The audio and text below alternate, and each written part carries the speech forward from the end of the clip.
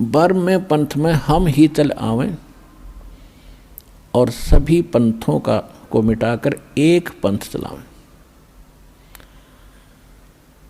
और बर में पंथ में ये दास भेज दिया परमात्मा ना आए तो गरीबदास पंथ में रामपाल दास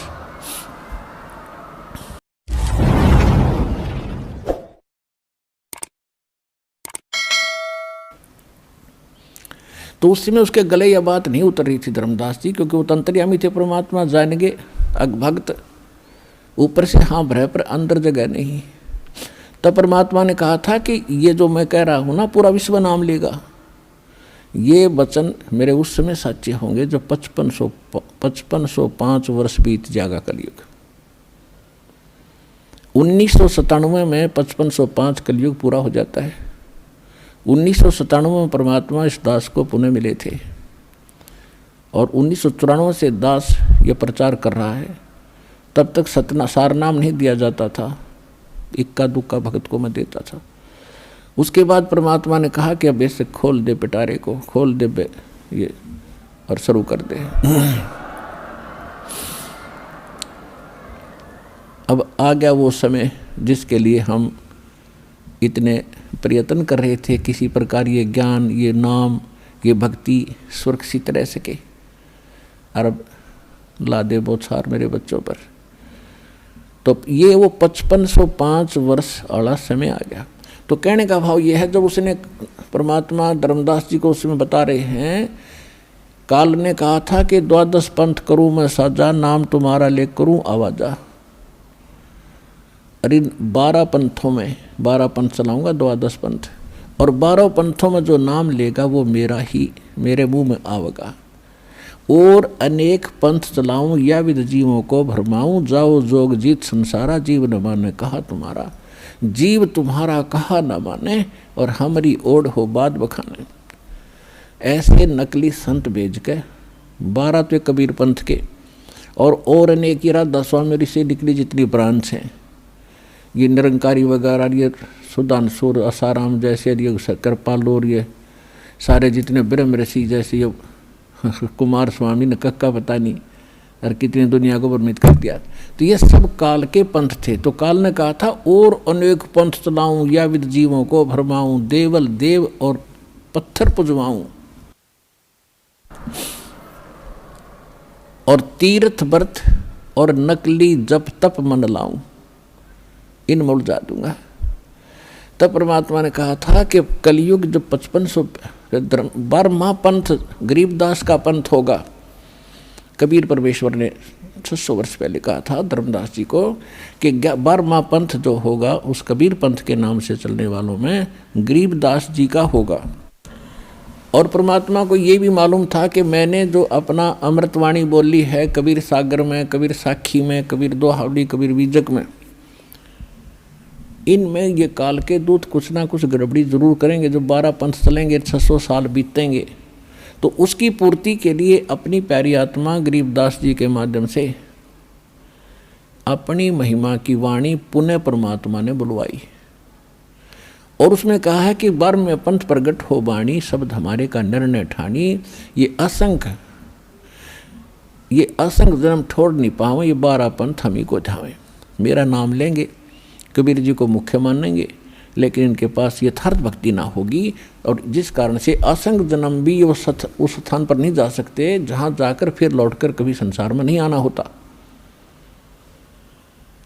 फिर परमात्मा ने, फिर धर्मदास जी चिंतित हो गए कि भगवान फिर कैसे बात बनेगी। तब परमेश्वर ने कहा कि 12वें पंथ जब गरीबदास का पंथ चल चुका होगा, इन 12 में तो वो बात बने नहीं, 12वें पंथ में हम ही चल आवें और सभी पंथों को मिटाकर एक पंथ चलावें। और 12वें पंथ में ये दास भेज दिया परमात्मा ना आए तो गरीबदास पंथ में रामपाल दास। तो कबीर साहब ने कहा है कि पुरुष और गुरु सतगुरु में जो मेरा सच्चा गुरु होगा उसमें कोई भेद ना जानना, समकर जाने। मम संत मुझे जान मेरा ही स्वरूपम, परमात्मा ने कहा है मम संत, मेरे संत को मुझे ही जान, मेरा ही स्वरूपम। तो गुरु और सतगुरु, गुरु परमात्मा, सतगुरु परमात्मा स्वयं होते हैं, सतगुरु कहो चाहे गुरु कहो। और फिर पृथ्वी पर वही सतगुरु होता है जो उसका कृपा पात्र और या वो स्वयं ही आते हैं। तो अब कहने का भाव यह है कि इस 21 ब्रह्मांड में इस दास के अतिरिक्त इस पृथ्वी पर छोड़ कहीं गुरु नहीं है इस मार्ग के जानने वाला वर्तमान में।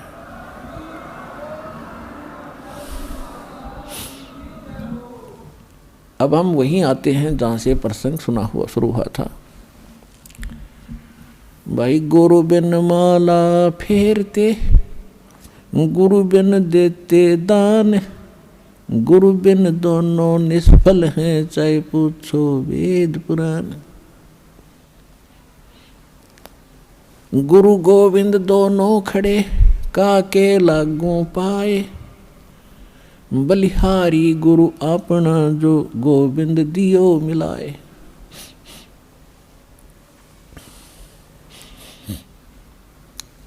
अब जो प्रसंग थोड़ा सा बीच में रह गया कि सतयुग में आप जन्मे, फिर आप वही आत्माएं जो कलयुग इस भक्ति को पाकर अभी तो सभी पार होंगे, ठीक है, जो अब नाम ले रहे हैं,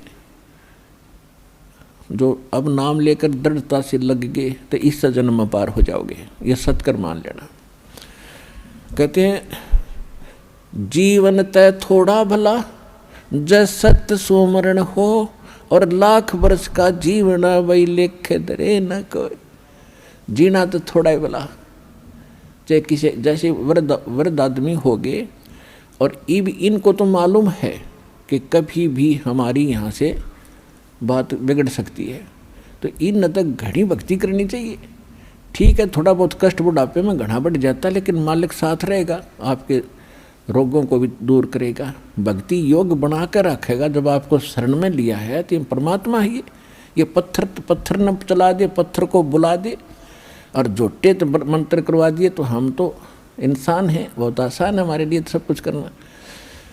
तो कहने का भाव ये है कि ये ना सोचें, कई भक्त चिंतित हो जाते हैं कि देखो एक भक्त रो रहा था कि सत्संग सुन के उसका लगभग 70 वर्ष की उम्र हो गई थी, और प्रथम बार ने बोला मैंने अपने जीवन में ज्ञान आज सुना, सत्संग तो मैं नफरत करा करता। देख फूटे भाग हमारे, रागनी होती हों, कहीं गाने बजते हों, सांग होता, वहाँ तो हम बढ़िया बात मानते हैं, और जब सत्संग हो रहा है उन्होंने कहना वहाँ नहीं जाना, वहाँ घटिया आदमी जाते हैं।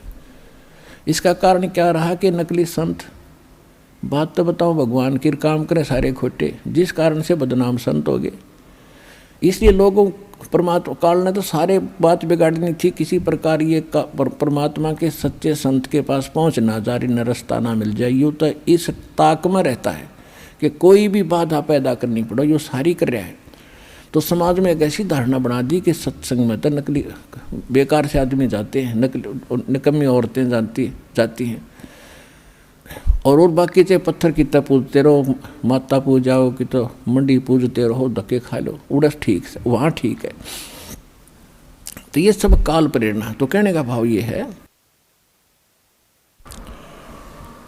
तो वो वृद्ध चिंतित हो गया और रो बैठ के आंसू पड़े, कहने लगा महाराज जी मेरा क्या बनेगा, मैंने तो पहली बार सुना ये ज्ञान आज, मैं तो घनी नफरत मान्या करता इन संतों से, और मुझे नहीं मालूम था इतनी बढ़िया बात। और मेरा तो जीवन नाश हो लिया, सारी उम्र पशु की तरह कमाया हूँ, 4 किले जमीन, एकड़ जमीन थी, 16 किले बना दिए मैंने अपने बच्चों के लिए, 2 बच्चे हैं, और आज ये अपना ठाठ से रह रहे हैं।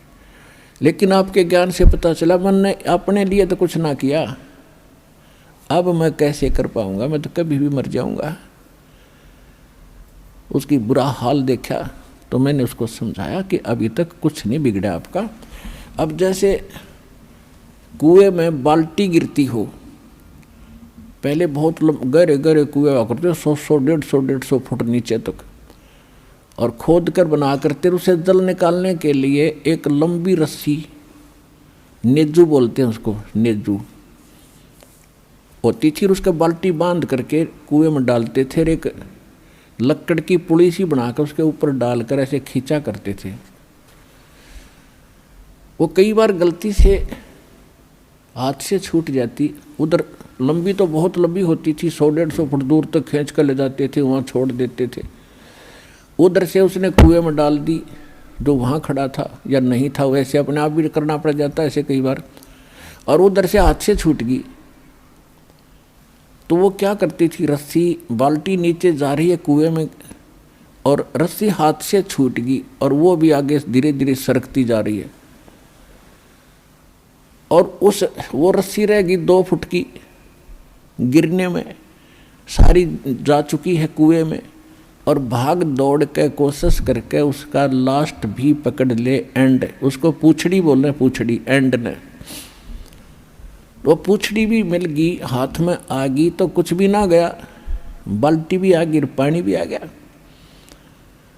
तो इसी प्रकार आपका कुछ नहीं बिगड़ा अभी तक, मनुष्य जीवन रहते और ये सतभक्ति मिल गई तो आप कहवा पूछड़ी हाथ में आ गई, एंड ठा गया इस जीवन का, और दोनों हाथों में डके खींच ले विष्णु, यानी भक्ति करो डट के, इस जन्म में बेड़ा पार हो जाएगा।